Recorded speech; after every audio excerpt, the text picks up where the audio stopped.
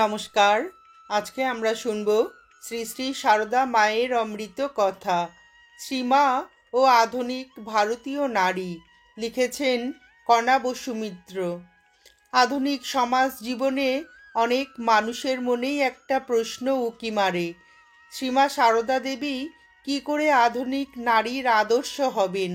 তিনি তো গ্রাম্য, তিনি অশিক্ষিত, তিনি মধ্যযুগীয় এবং আপাদমস্তক ধর্ম ভাবনায় নিমজ্জিত। পৃথিবী যে অনেক এগিয়ে গেছে, গ্রাম পর্যন্ত শহর হয়ে গেছে।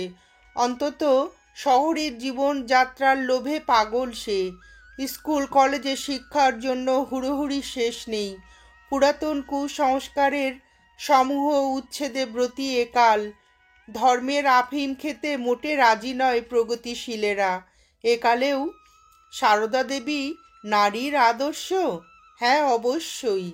যত ঊর্ধ্বশ্বাসে দৌড়ে তার কাছে পলায়নের ইচ্ছা, ততই অনিবার্য টানে তার কাছে প্রত্যাবর্তন। তাই তো শুনি পাশ্চাত্যে রামকৃষ্ণ সংঘে যারা দীক্ষা নিতে আসেন, তারা সর্বাধিক সংখ্যায় সারদা দেবীকেই ইষ্ট করতে চান। শ্রীমা সারদা দেবীর মধ্যে সত্যিই আছে আধুনিক উৎকেন্দ্রিকতার মধ্যে স্থিরত্বের আশ্বাস, যুগযন্ত্রণার হাত থেকে পরিত্রাণের উপায়, যন্ত্রণাবর্তের মধ্যে শান্তি নিকেতন। কিন্তু কিভাবে? প্রথমে যুগ সমস্যার রূপ দেখে নেওয়া যাক। আজ আধুনিক যুগের সবচেয়ে বড় সমস্যা হলো বিচ্ছিন্নতা। আমরা সবাই একা, কেউ কারো মানসিকতার শরিক নই। প্রত্যেকেই নিজেকে আলাদা করে শামুকের খোলের মধ্যে গুটিয়ে নিয়েছি। ফলে সকলের মধ্যেই শূন্যতাবোধের যন্ত্রণা। জীবন অর্থহীন মনে হয়।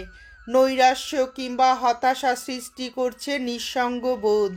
আজকে সামাজিক জীবনে মানুষের সমস্যা বিচিত্র। আমি শুধু কয়েকটি মাত্র সমস্যার কথাই বলবো। প্রথমেই আমি বিচ্ছিন্নতার কথা বলছি, কারণ আধুনিক জীবনের বহুমুখী জটিল দ্বন্দ্ব, সংঘাত অধিকাংশই আসছে এই বিচ্ছিন্নতা থেকে।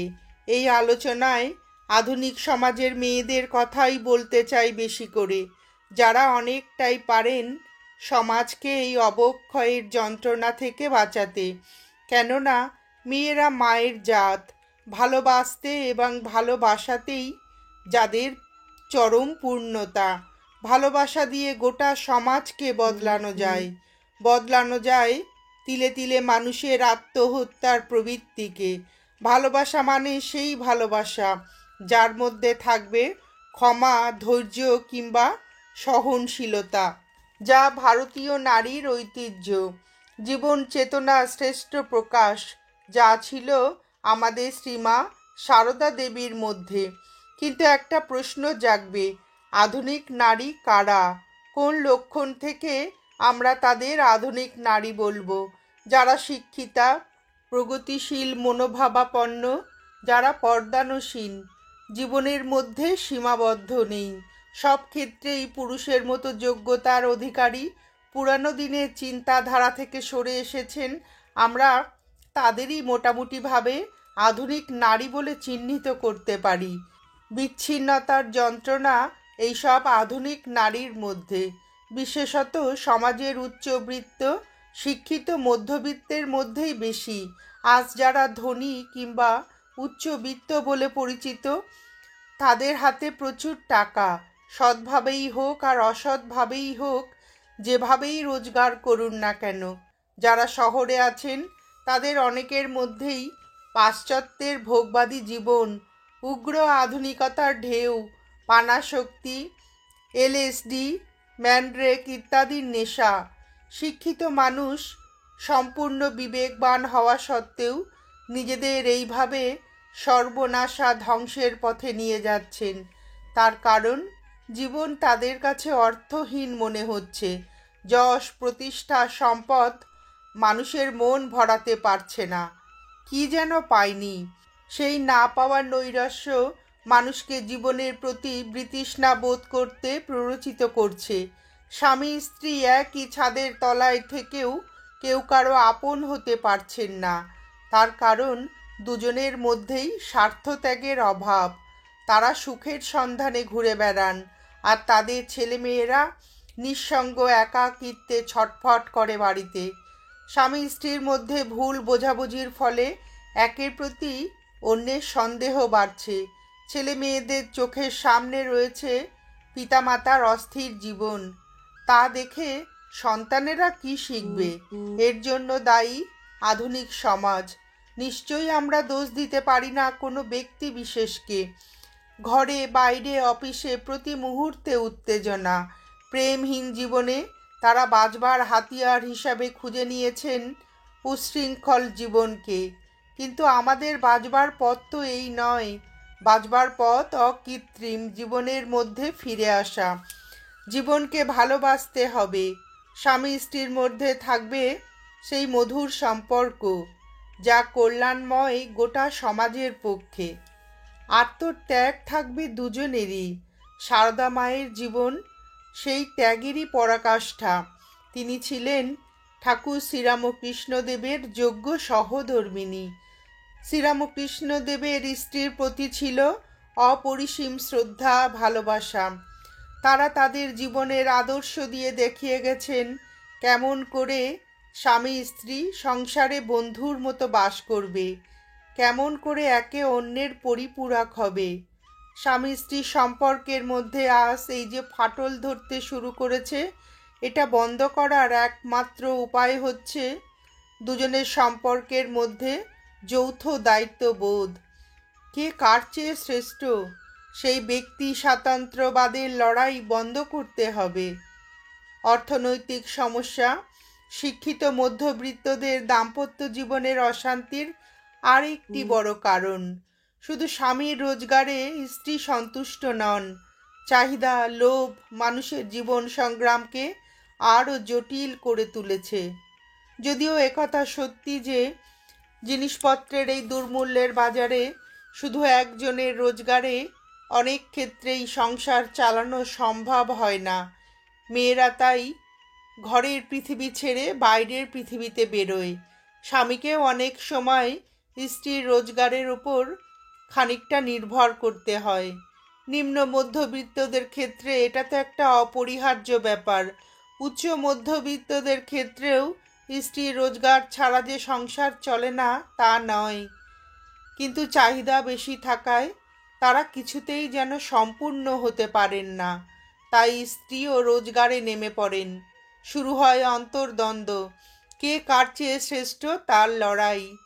অন্ধ অহংবোধে আচ্ছন্ন মানুষ বিপরীত দুই শত্রু শিবিরের বাসিন্দা হয়ে সমাজ জীবনে স্বামী স্ত্রী পরিচয়ে আবদ্ধ থেকে আরও যেন ক্ষতবিক্ষত হন।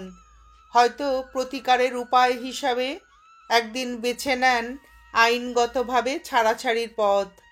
দাম্পত্য জীবনের এই ভয়াবহ পরিণতির শিকার হয় শিশুরা। তাদের মন যেন ঘড়ির পেন্ডুলামের মতো দোলে।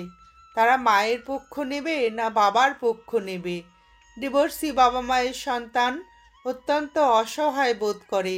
তারা অধিকাংশ ক্ষেত্রেই দুর্বল মনের অধিকারী হয়। তারা যখন বড় হয়ে জীবনে প্রতিষ্ঠিত হয়, তখন তাদের জীবনেও দেখা যায় এই রোগ। তাদেরও দাম্পত্য জীবনে ঘূর্ণিঝড় বয়ে যায়। অতএব উচ্চ চাকুরিজীবী কিংবা উচ্চ মধ্যবিত্ত অথবা শিক্ষিত মধ্যবিত্ত যাই বলি না কেন, আজ তাদের ভাববার দিন এসেছে। আত্মশোধনের মধ্য দিয়েই তারা সমস্যার সুরাহা করতে পারেন। শ্রীমা সারদা দেবীকে ঠাকুর শ্রীরামকৃষ্ণদেব প্রশ্ন করেছিলেন, তুমি কি আমায় সংসার পথে টেনে নিতে এসেছ? শ্রীমা উত্তর দিয়েছিলেন, আমি তোমার ইষ্টপথেই সাহায্য করতে এসেছি। এই মনোভাব আজকের যুগে অত্যন্ত প্রয়োজন। শ্রীমা সারদা দেবী যে শুধু শ্রীরামকৃষ্ণদেবকে সহযোগিতা করে গেছেন তাই নয়, শ্রী শ্রী ঠাকুরও তাকে যোগ্য সম্মান করেছেন। তাকে মানে শ্রীমাকে। ঠাকুর বলেছেন, ও সারদা সরস্বতী জ্ঞান দিতে এসেছে। বলেছেন, ও আমার শক্তি। স্ত্রীর প্রতি এই শ্রদ্ধা আজকের তথাকথিত আধুনিক যুগের সমস্যা জর্জরিত মানুষের কাছে এক পরম উদাহরণ। অন্যদিকে স্ত্রী যে স্বামীর যথার্থ সহধর্মিণী জীবনসঙ্গিনী সে কথাও শ্রীরামকৃষ্ণদেব বুঝিয়ে গেলেন তাকে কঠিন দায়িত্ব দিয়ে। কলকাতার লোকগুলো যেন অন্ধকারে পোকার মতো কিলবিল করছে, তুমি তাদের দেখো। কলকাতা মানে জীবের কলকাতা, জীব জগৎ অর্থাৎ যারা অজ্ঞান অন্ধকারে ডুবে আছে তাদের দেখার দায়িত্ব দিলেন ঠাকুর শ্রীমাকে। শ্রীরামকৃষ্ণদেব মাকে এই যে লোক শিক্ষার দায়িত্ব দিয়েছিলেন, মা তা গভীর নিষ্ঠার সঙ্গে পালন করেছিলেন। শ্রী শ্রী ঠাকুর তার নিজের দেহত্যাগের আগে মায়ের মধ্যে যে ত্রিশক্তি লুকিয়েছিল তার বোধন করে গেছেন। কি সেই শক্তি? মাতৃশক্তি, জ্ঞান শক্তি, গুরু শক্তি। আজকের যুগে কি পৃথিবীর কোনো যুগে কোনো কালে এর তুল্য দাম্পত্য জীবনের উদাহরণ পাওয়া গেছে? কেউ বলতে পারেন সারদা মায়ের মধ্যে ঈশ্বরের মানবী রূপ আবির্ভূত। আমরা তো সাধারণ মানুষ, আমরা কি করে তার আদর্শ এমন করে গ্রহণ করতে পারবো? উত্তরে বলবো, ঈশ্বরের মানব রূপ তো মানুষকে পথ প্রদর্শন করতেই আসে। তাই আমাদের চেষ্টা করতে হবে, নিজেদের তৈরি করতে হবে, ভালোবাসার অভ্যাস করতে হবে, যে ভালোবাসার মধ্যে থাকবে শ্রদ্ধা ও দায়িত্ববোধ। আমি আগেই বলেছি, আধুনিক জীবন যন্ত্রণার আরেকটি বড় কারণ হলো চাহিদা। মানুষ নিজের জীবনকে বিষময় করে তোলে টাকার চাহিদায়। যখন নিজের ক্ষমতার কথা ভুলে গিয়ে অতিরিক্ত চেয়ে বসে তখন মানুষ ভুলে যায় শুধু চাই চাই মনোভাব জীবনে শান্তি দিতে পারে না। যা পেয়েছি তারই কি মূল্য কম? এই সমস্যা কেবল উচ্চবৃত্তের নয়, সমাজের সব শ্রেণীর মানুষের মধ্যেই আজ বড্ড বেশি চাহিদা। যে চাহিদা মানুষকে বৃহত্তর আমি থেকে ক্ষুদ্রতর আমিতে পরিণত করছে। কোথায় থামতে হবে কেউ জানে না। ফলে হিংসা বাড়ছে। টাকার জন্য, সম্পত্তির জন্য খুন খারাপি অন্তত 100 গুণ বেড়ে গেছে আগের চেয়ে। খবরের কাগজে, আইন আদালতের পাতায় চোখ বোলালেই তা বোঝা যায়। নীতি আদর্শ বিসর্জন দিয়ে মানুষ টাকার কালোবাজারি করছে। কিন্তু টাকাই কি শান্তির পথ? আজকের আধুনিক সমাজ সে কথা বুঝেও বুঝছে না। মানুষ কি চায় সে কথা তাকে পরিষ্কার করে ভাবতে হবে। মানুষ যা চায় তার টাকা নয়, যশ নয়, শান্তি। শান্তির পথ তৈরি করতে হবে কিভাবে? যখন মানুষ তার চাহিদা কমাবে। শ্রী মায়ের জীবনে কোনো চাহিদা ছিল না। তিনি বলেছেন, যখন যেমন তখন তেমন। তিনি একথা শুধু মুখেই বলেননি, তার জীবনে তার উদাহরণ রেখে গেছেন। দক্ষিণেশ্বরে নহবতের 13 বছরের ইতিহাসে দেখি শ্রী শ্রী মাকে কত কঠিন পরিশ্রম করতে। সারাদিন তাল তাল আটা মেখেছেন ঠাকুরের ভক্তদের জন্য। এক বিন্দু অবসর নেই। ঘোমটার আড়ালে থেকে শুধু অন্যের সেবা করে গেছেন। আধুনিক সমাজের মেয়েরা নিশ্চয়ই এতখানি ত্যাগ স্বীকার করতে রাজি নন। তারা হয়তো এখানে দেখবেন একজন বঞ্চিত নারীকে, যিনি স্বামীর কাছে কিছুই পাননি। স্বামী স্ত্রীকে পুজো করেছেন, দেবীর আসনে প্রতিষ্ঠিত করেছেন, কিন্তু সন্তানের মা হবার অধিকার থেকে বঞ্চিত করেছেন। তাকে দিয়ে শুধু সেবাই করিয়ে গেলেন। এমন নারীর কাছ থেকে আমরা কোন মহৎ শিক্ষা পেতে পারি? সংশয় কুটিল এই প্রশ্ন উঠতে পারে। কিন্তু শ্রীমায়ের জীবন দর্শন বলে অন্য কথা। জীবনের আনন্দ ভোগে নয়, ত্যাগে। পরের জন্য নিজের হৃদয় খুলে দেবার মতো আনন্দ আর নেই। আমরা সাধারণ অর্থে ভালোবাসা মানে বুঝি আত্মতৃপ্তি, কিন্তু ভালোবাসা মানে তো আত্মত্যাগ। শ্রী মায়ের মধ্যে ছিল সেই ভালোবাসা যার নাম আত্মত্যাগ। শ্রীরামকৃষ্ণদেব তার সহধর্মিণীকে আত্মত্যাগের মধ্য দিয়ে যে জগৎজোড়া সন্তানের মা হবার অধিকার দিয়ে গেলেন, সেই মহীয়সী নারী, গ্রাম্য সংস্কৃতিতে লালিতা, তিনি আজ আধুনিক যুগযন্ত্রণায় ক্ষতবিক্ষত নারীদের সবচেয়ে বড় সান্ত্বনার উদাহরণ।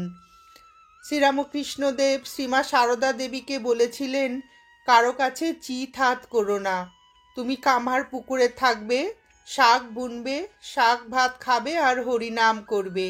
অর্থাৎ নিজের ক্ষমতার বাইরে যেও না, পরের কাছে হাত পাতা ভিক্ষাবৃত্তি। আমরা দেখি শ্রীরামকৃষ্ণদেবের দেহত্যাগের পর মা কামার পুকুরেই ফিরে গিয়েছিলেন, শাক বুনেই খেয়েছিলেন, নুন জোটেনি, তবু কারো কাছে মুখ ফুটে কিছু বলেননি। কাপড়ে 18টা গেরো, ধৈর্য ও সংযমের এই চূড়ান্ত রূপ আজকের আধুনিক সমাজের মেয়েদের কাছে হওয়া উচিত বিরাট দৃষ্টান্ত। একথা ঠিক, এখন অর্থনৈতিক সংকটের জন্য বা জীবিকার প্রয়োজনে মধ্যবিত্ত পরিবারের অধিকাংশ মেয়েকেই ঘরে বাইরে দুদিকেই লড়তে হচ্ছে। মেয়েরা আজ চেনা মহলের সীমানা পেরিয়ে নিজেকে বহুদূর বিস্তৃত করেছেন, তাই তাদের জীবনের দ্বন্দ্ব সংঘাত বহুমুখী। সত্যই এখন আর সারদা দেবীর যুগ নেই। মেয়েদের নিপুণভাবে সংসার দেখার সময় কোথায়? পুরো সময় যদি না থাকে, তবু যা আছে তারই উপযুক্ত ব্যবহার হবে না কেন? মায়ের জীবনেও কি দিক পরিবর্তন হয়নি? তিনিও তো পল্লী বধূ থেকে এক বিখ্যাত সন্ন্যাসী সঙ্গের সংঘ জননী হয়েছিলেন, আবার একই সঙ্গে রাধুর মাও হয়েছেন। নলিনী দিদির সঙ্গে বসে রুটিও বেলেছেন। পুরুষ শাসিত সমাজে মেয়েরা আজ নিপীড়িত। কেবল কথা বলে চেঁচামেচি করা ঠিক হবে না। বহু ক্ষেত্রে মেয়েরাই মেয়েদের শত্রু। যেমন শাশুড়ি বউয়ের ঝগড়া আর থামবে না বোধ হয়, কিন্তু সারদা মা পরকে আপন করেছেন, সকলকে নিয়ে ঘর করেছেন, নিজের শাশুড়ির মতো যত্ন করেছেন গোপালের মাকে, ভক্তি করেছেন ভৈরবী ব্রাহ্মণীকে, কাউকে তো হিংসা করেননি। হয়তো প্রশ্ন উঠবে, মেয়েরা কি স্বামীর সব কথাই মেনে নেবে? যেখানে স্বামী ভুল পথ বেছে নেবে সেখানে তারা চুপ করে থাকবে? নিশ্চয়ই নয়, প্রতিবাদ করতে হবে। কিন্তু সেই প্রতিবাদের ভাষা ফুটবে নারীর ব্যক্তিত্বের মধ্যে। শ্রীমা ও ঠাকুরের সব কথা মেনে নেননি। যেমন মায়ের কাছে নহবতে আসতেন যে বৃদ্ধা, তার অতীত জীবনের ইতিহাস ছিল মলিন। ঠাকুর আপত্তি করা সত্ত্বেও মা কিন্তু তার আশা বন্ধ করেননি। আজকের আধুনিক যুগের আর এক সমস্যা, মেয়েরা নিজেদের উচ্চাকাঙ্ক্ষাকে চাপিয়ে দেন ছেলে মেয়ের ওপর। সন্তানের কাছে তাদের দাবি তাদের প্রথম হতেই হবে, তা না হলে মায়ের প্রেস্টিজ থাকে না। তার ফলে পড়াশুনোর নামে সন্তানের ওপর চলে উৎপীড়ন। ফলে ছোটবেলা থেকেই ছোটদের মনে লেখাপড়ার প্রতি ভীতি এসে যায়, আসে বিতৃষ্ণা। মায়েরা বুঝতে চান না, প্রত্যেকেই একরকম বুদ্ধি বা ক্ষমতা নিয়ে জন্মায় না। তাদের স্নেহ ভালোবাসা যেন নির্ভর করে সন্তানের সাফল্যের ওপর। এখানে স্মরণ করতে হবে সারদা মায়ের আদর্শ। তাকে যে আমাদের মনে না করে উপায় নেই। তিনি ছিলেন সতেরো মা, অসতেরো মা, তাই তিনি বলতে পেরেছেন, আমার কাছে শরৎ যা, আমজাদও তাই। অর্থাৎ মায়ের কাছে সন্তান সবাই সমান। শিশুরা কেউই খারাপ নয়, এক একজন এক এক ধরনের গুণ নিয়ে জন্মায়। আজকের আধুনিক সমাজের মা বাবাকে বুঝতে হবে কার মেধা বা প্রতিভা কোন দিকে, তাকে সেদিক থেকে তৈরি করতে হবে। নইলে এইসব দামি ছোট্ট হৃদয়গুলো হবে আধুনিক যুগযন্ত্রণার আর এক শিকার। আজকের আধুনিক যুগে ছেলে মেয়ে বিপদগামী হবার সবচেয়ে বড় কারণ, মেয়েরা ভালো মা হতে পারছেন না। এই আদর্শ মা হতে না পারার জন্যই শিশুর মধ্যে আদর্শের ছাপ নেই। উচ্চবিত্ত সমাজ, উচ্চ মধ্যবিত্ত সমাজের ছেলেমেয়েরা মানুষ হচ্ছে আয়ার কাছে। তারা বঞ্চিত হচ্ছে মায়ের স্নেহ থেকে। স্নেহহীন জীবনে তাদের বুক জোড়া হাহাকার। অধিকাংশ ক্ষেত্রেই তারা নিষ্ঠুর ও হৃদয়হীন। বিদ্রোহী তারা, হিংস্র তারা, দায়িত্বহীন। এই বিদ্রোহ থামানোর দায়িত্ব আজ মেয়েদেরই। ছোটবেলায় মাকে না পাওয়ার বেদনাই পরবর্তী জীবনে অশান্তির যন্ত্রণা ডেকে আনে। তাই মাকে পুরো মাত্রায় সাহচর্য দিতে হবে সন্তানকে। আজকের যুগের মায়েদের শ্রীমায়ের যথার্থ মাতৃরূপই আদর্শ হিসাবে গ্রহণ করা দরকার। শ্রী শ্রী মা যে ছিলেন স্বদেশের মা, বিদেশেরও মা। 1910 খ্রিস্টাব্দের 11ই ডিসেম্বর নিবেদিতা লিখেছিলেন, শ্রীমাকে গির্জায় গিয়েছিলাম সারার জন্য প্রার্থনা করতে। সেখানে সবাই মেরির কথা ভাবছিল। আমার মনে পড়ে গেল তোমার কথা, তোমার মিষ্টি মুখ, তোমার ভালোবাসায় ভরা চোখ, তোমার সাদা শাড়ি, হাতের বালা। তোমার ভালোবাসা পৃথিবীর ভালোবাসা নয়, স্নিগ্ধ শান্তি, তা সকলের কল্যাণ আনে। সন্তান যদি বিপদগামী হয়, প্রয়োজনে মাকে শাসনও করতে হয়। মা সারদা দেবীর জীবনের দিকে তাকালে দেখতে পাই মায়ের সেই কঠিন কোমল মাধুর্যে ভরা রূপের সমন্বয়। সারা রাত না ঘুমিয়ে মা সন্তানদের না করা জপ নিজে করেছেন তাদের মঙ্গলের জন্য। আবার হরিশের পাগলামিতে রুখেও উঠেছেন। শিষ্যের পাপ গ্রহণ করে মা অসহ্য যন্ত্রণায় কষ্ট পেলেও মায়ের হাসি মুখ থেকে সন্তান বঞ্চিত হননি। শ্রী মায়ের মুখে শুনি মা বলছেন, আমরা যদি পাপ তাপ না নেব, হজম না করব, তবে কে করবে? স্বামীজি বলেছিলেন, রামকৃষ্ণ পরমহংস ঈশ্বর ছিলেন কি মানুষ ছিলেন, যা হয় বলো দাদা, কিন্তু যার মায়ের ওপরে ভক্তি নাই তাকে ধিক্কার দিও। হাজার সমস্যার জালে জড়িয়ে থাকা আধুনিক সমাজের একান্নবর্তী পরিবার প্রথা ভেঙে যাওয়ার ফলে আর এক সমস্যা তৈরি হয়েছে। কেউ কাউকে আর আপন ভাবতে পারছেন না বলে দায়িত্ববোধ এড়িয়ে যাওয়ার ব্যাপারটা খুব চোখে পড়ছে। ছেলেও মাকে দেখছেন না, তাই মাকে এখন যেতে হচ্ছে হোমে, আমাদের দেশেও। অথচ আমাদের ভারতবর্ষের মায়েদের মানসিক গঠনও তো অন্যরকম। তারা তো ছেলে মেয়েদের কাছেই বুড়ো বয়সে জড়িয়ে কুড়িয়ে থাকতে ভালোবাসেন। নাতি নাতনি, ছেলে মেয়ে, আত্মীয় স্বজন, এদের সবার মধ্যমণি হয়ে সেকালের কর্তা মায়েরা দিন কাটিয়ে গেছেন। কিন্তু একালের পরিবার, কোনো কোনো সংসারে এখনও যেসব সেকালের মা বাবা পরগাছার মতো টিকে আছেন, তাদের অবস্থা কোনো কোনো ক্ষেত্রে খুবই ভয়াবহ। ভোরবেলা লেকে বা পার্কে গেলেই দেখতে পাওয়া যায় সেখানে অনেক বৃদ্ধ বৃদ্ধাকে, যারা বর্তমানে দুরবস্থার মধ্যে আছেন। লেকের বেঞ্চিতে বসে একে অন্যের সঙ্গে সুখ দুঃখের গল্প করছেন। শেষ বয়সের ধাক্কা খাওয়া মনে যে কান্না লুকিয়ে আছে, সে কান্না ফুটে উঠেছে তাদের ব্যাকুল চাউনির মধ্য দিয়ে। আজকের যুগে তারা যে একেবারেই অচল। তেমন একটা ঘটনা বলি।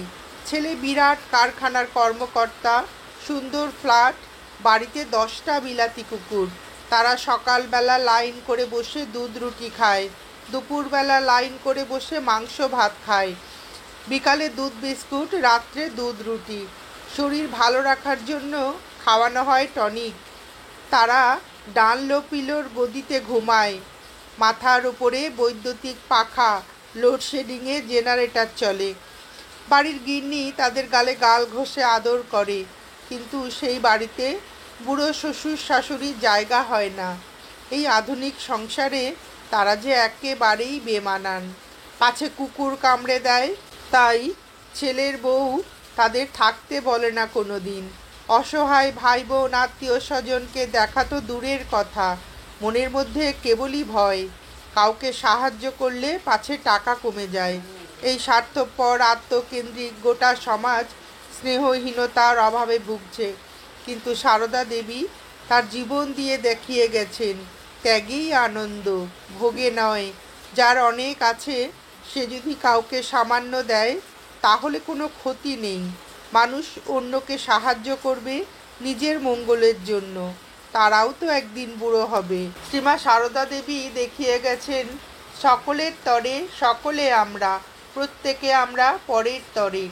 এই তো ভারতবর্ষের পুরানো ঐতিহ্য। একে অন্যকে সাহায্যের হাত বাড়িয়ে দিলে দুনিয়ায় কেউই দুঃখী নয়। পাশ্চাত্য দেশ এ কথা বুঝেছে, তাই তারা আজ ভারতবর্ষের দিকে ছুটছে, আর আমরা ওদের অন্ধ অনুকরণ করছি। শ্রীমা তার জীবন দর্শনের মধ্য দিয়ে বুঝিয়ে গেছেন, ত্যাগ মানে দাসত্ব নয়।